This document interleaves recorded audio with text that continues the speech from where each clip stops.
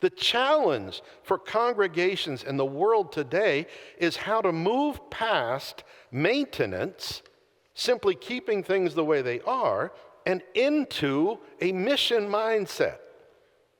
There are two types of churches in this country today, and you can determine the mindset just by asking a few questions. If you're measuring effectiveness of a congregation, a maintenance mindset asks how many pastoral visits were made. But the mission mindset asks how many disciples are being made. There's a radical difference in that mindset. And when you're contemplating some form of change, the maintenance mindset says, if this new project proves upsetting to any of our members, we're not going to do it. The mission mindset says, if this will help us reach someone on the outside, how can we not do it? I was at a church council meeting in another appointment once, and the church was talking about a change in their approach to mission. They took a vote. Every hand went up but one for yes. Well, the chairperson said all those opposed, and that one hand went up. It wasn't mine. I can't vote.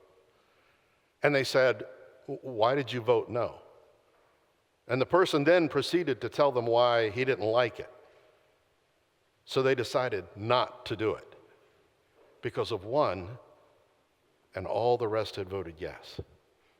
I still haven't figured out how that works. I know Robert's Rules and Order, thank you, Bob, pretty well, but that's not how it's supposed to work. When it comes to change, the majority of members in a maintenance congregation ask the question, how is this going to affect me? But in a mission congregation, people ask, will this change increase our ability to reach those outside our walls? The pastor in a maintenance congregation says to a newcomer, I'd like to introduce you to some of our members. But in a mission congregation, the members say to the newcomers, we'd like to introduce you to our pastors. And I am so proud that here, Helen and I have had that happen to us, where members bring people to us and say, we'd like to introduce you to so-and-so. I can't tell you how exciting that is for us and how proud we are when members are doing those things. But it doesn't happen everywhere, and frankly, it doesn't happen that much. The pastor in a maintenance congregation says when confronted with a legitimate pastoral concern, if the pastor is a maintenance mindset pastor, the pastor asks, how can I meet this need? But the pastor in a mission mindset asks, how can our people meet this need? We become a community of faith. The maintenance mindset seeks to avoid conflict at all costs, and it hardly ever succeeds. But the mission mindset in a congregation understands that conflict is a natural byproduct of growth, and they are willing to pay the price to work through those things.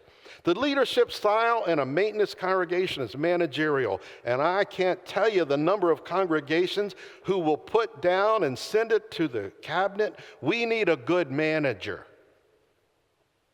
Success means everything to them if it's ordered and it runs smoothly. Leadership style in a mission congregation is transformational. It casts a vision of what might be, and it marches right off the map to make the vision a reality.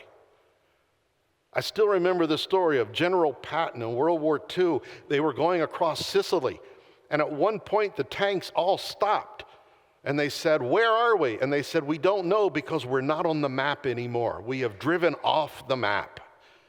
What a wonderful thing for a transformational congregation to experience. When thinking about growth, a maintenance mindset asks, how many United Methodist congregations are within 20-minute drive of our church? I'm going to give you a second to start counting because you're going to need a calculator. But a mission mindset asks it differently. How many unchurched people live within a 20-minute drive of this spot? You're going to need a bigger calculator. Maintenance congregations burn a lot of energy saying, how do we save our congregation? And the mission congregation spends its energy thinking, how do we reach the world? That's a challenging list of things. And many of those come from a recent annual conference. But that is what happens when you enter unknown territory beyond the stained glass. James White published a book back in 2003 called Rethinking the Church. Now, since 2003, there's been a lot of thinking and rethinking going on. But he shared these results of a survey back in 2003. A survey was conducted with members of nearly 1,000 churches regarding what they perceived to be the mission of the church across denominational lines. 89% of the people said the church exists to take care of my families and my needs. 89%. Only 11% said it existed to share the gospel of Christ. Now, since 2003, mainline Protestant churches have been trying to figure out where all the people went. That's a stark reality. Many churches fail to have any sense of mission, and those that do often fall short of having a mission that is biblical in form. So what does the church exist for today? Are we in the church business or are we in the Christianity business? Is the focus of our attention on the inside or on the outside? How we answer those questions makes all the difference.